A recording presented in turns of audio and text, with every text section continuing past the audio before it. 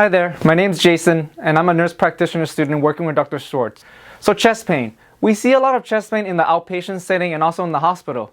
So is chest pain something you should worry about? Should you call 911, or is it something you can manage at home? My name is Dr. Nathalie Busse, and I'm working with Dr. Ernst von Schwarz. As to your question, chest pain could be anything and nothing. The first thing that comes to mind when talking about chest pain is myocardial infarction. However, chest pain is a symptom of many medical conditions, and there is no definite answer as to if we always have to be concerned or not. Depending on factors such as the patient's medical history, the circumstances of onset, the pain character, and even concomitant symptoms, it could be just a minor thing or a really serious medical condition. Having said that, we always want to be safe rather than sorry, since the list of possible medical conditions that are the underlying cause of chest pain is a long one.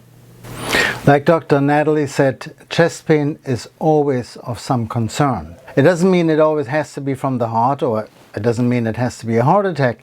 There could be many other reasons. It could be chest wall pain, it could be from the muscles, could be from the nerves in the chest, could be GERD from the esophagus, from the gastrointestinal tract.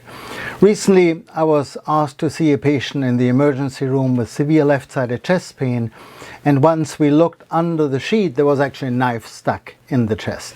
So, of course, always examine the patient, always make sure there is no external trauma which causes a pain. So having said that, in chest pain cases, we always want to rule out that this pain is not caused by anything life-threatening, such as lack of oxygen in the heart or a clot in the lungs. And especially as cardiologists or internists and general practitioners too, we always do a physical examination.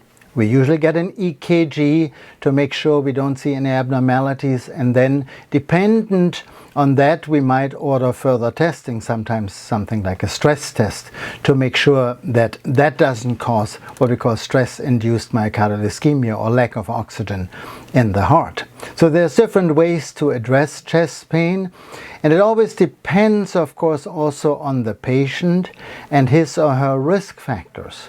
So if someone is 20 years old and has sudden left-sided pain distributed into the left arm, for example, that could be from the lungs, that could be an infection, sometimes could be a virus infection of the sac surrounding the heart.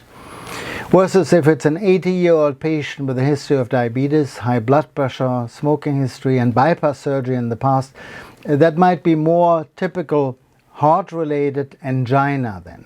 So the whole picture, the symptoms, the character of the pains, and the risk factors all together help us to distinguish if chest pain is in fact a life-threatening condition.